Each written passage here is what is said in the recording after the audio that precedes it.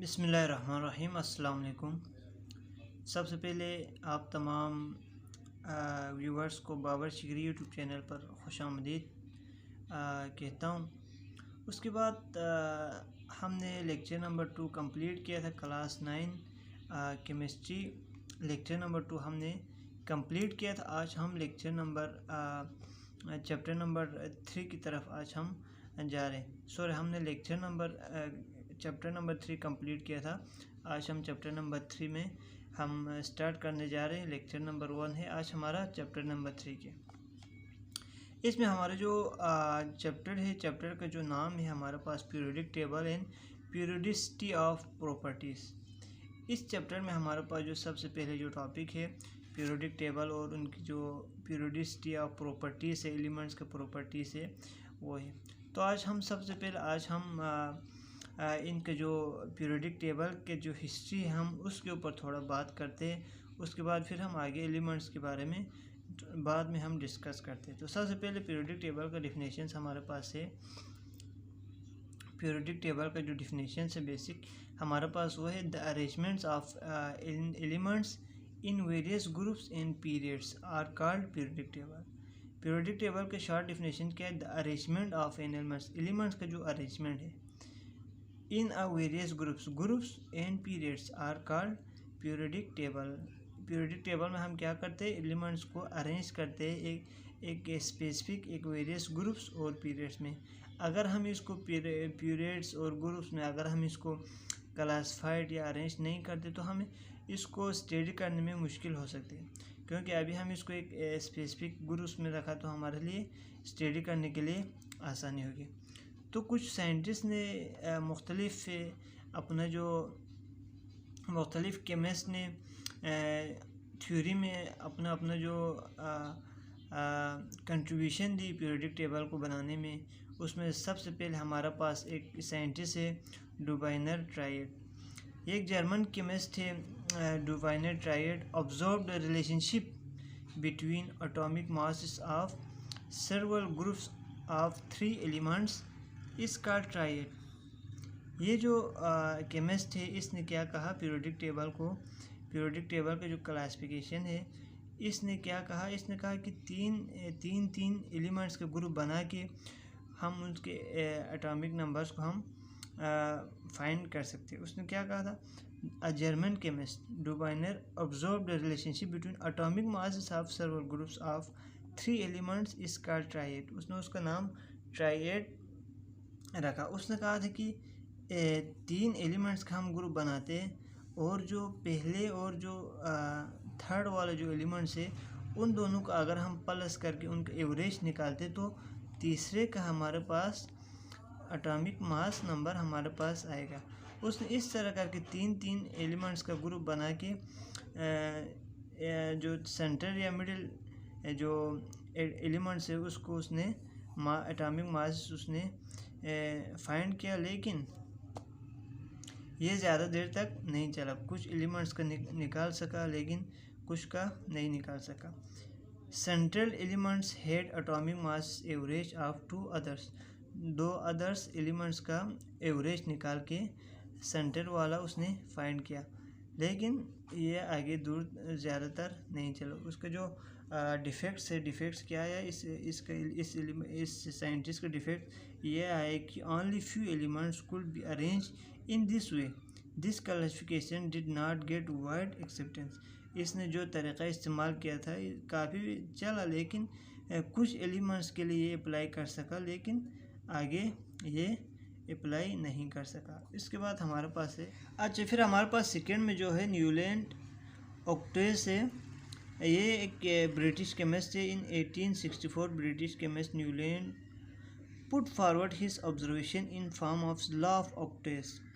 इसने law of ऑक्टेस के form में इसने अपना ऑब्जर्वेशन पेश किया। He noted that there was इसने क्या कहा? He noted that there was a repetition in chemical properties में रिपीटिशन है, रिपीट हो रहे आप एवरी 8 एलिमेंट्स, हर 8 एलिमेंट्स के बाद। If they were arrange by their increasing atomic मास, अगर हम उनको अरेंज करते हैं on the basis of increasing atomic masses. तो क्या हुआ, आठवां जो हर 8 एलिमेंट्स पहले और 8 का जो पहले और 8वें जो एलिमेंट्स है उसका प्रॉपर्टी सेम हो, तो उसका अगर पहले और 8वें एलिमेंट्स का प्रॉपर्टीज़ अगर सेम हो रहे तो हम उनको एक ग्रुप में रख देते। उसने ये थ्योरी पेश की, लेकिन इसका थ्योरी भी ज़्यादा देर तक नहीं चला हमारे पास। इसका जो डिफेक्ट आया, इसकी जो ऑब्जर्वेशन में जो डिफेक्ट आया वो क्या है हमारे पास, his work could not get much recognisation as no space was left for undiscovered elements, noble gases are also not discovered at the time. इसका जो काम तब काफ़ी सही निकला, लेकिन इसने क्या किया था, जो अनडिस्कवर्ड जो डिस्कवर नहीं हुआ था कुछ एलिमेंट्स, उनके लिए उसने जगह नहीं छोड़ा। उस वक्त नोबल गैसेस भी डिस्कवर नहीं हुआ था। अच्छा, फिर हमारे पास जो है थर्ड जो ऑब्जर्वेशन है हमारे पास, वो है क्या, मेंडलीव्स पीरियोडिक टेबल। ये एक रशियन केमिस्ट है Mendeleev's. Russian chemist Mendeleev's arrange elements which were known eight the time periodic table. उस टाइम पे इसको हमने क्या कहा, उसने पीरियोडिक टेबल के बेस पे उसने अरेंज किया। उस वक्त only 63 elements were known at that time, he arrange the elements in order to increasing atomic masses. उस वक्त सिर्फ 63 एलिमेंट डिस्कवर हुआ था, उसने उसको अरेंज किया the elements in order to increasing atomic mass. उसने क्या कहा, इंक्रीजिंग एटॉमिक मासेस के बुनियाद पर उसने अरेंज किया। उसने क्या कहा फिर, the horizontal rows are called periods, elements shows different properties. उसने कहा कि हॉरिजॉन्टल रो मतलब हमारे पास हॉरिजॉन्टल रो इस साइड पे जो बंद रही है हमारे पास क्या है, रो से हॉरिजॉन्टल रो। उसने कहा कि the horizontal rows are called period का नाम दिया। उसमें जो एलिमेंट्स मौजूद है वो क्या करते हैं, डिफरेंट प्रॉपर्टीज़ शो करते। और जो वर्टिकल कॉलम्स है are called groups. Vertical columns यानी ऊपर से नीचे, टॉप टू बॉटम।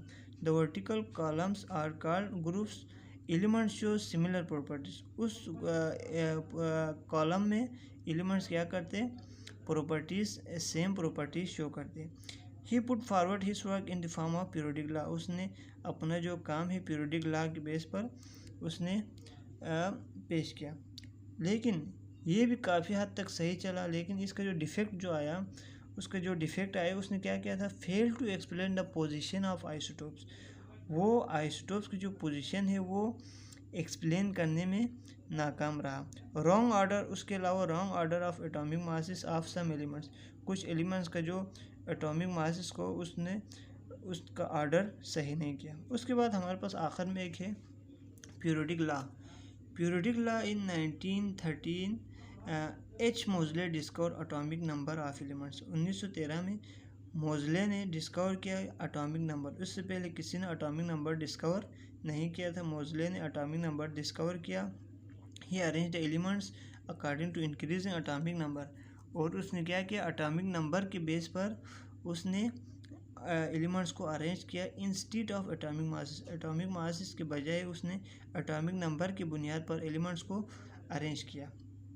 ये था आज का हमारा टॉपिक, छोटा सा lecture number 3, lecture number 1, chapter number 3, class 9 chemistry में हमने पीरियोडिक टेबल और पीरियोडिसिटी ऑफ प्रॉपर्टीज़ हमने पढ़ा। इसमें हमने पीरियोडिक टेबल का डिफिनेशन छोटा सा हमने पढ़ा। उसके अलावा पीरियोडिक टेबल का जो हिस्ट्री है, मुख्तलिफ साइंटिस्ट, मुख्तलिफ केमिस्ट ने जो अपना अपना नज़रिया पेश किया, हमने उनके ऊपर हमने थोड़ा सा बात की।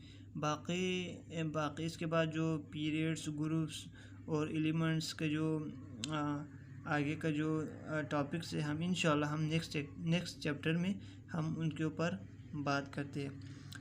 आज के लिए इतना काफ़ी है। इंशाल्लाह हम नेक्स्ट चैप्टर में हम नेक्स्ट टॉपिक में हम दोबारा मुलाकात होगी। अस्सलाम।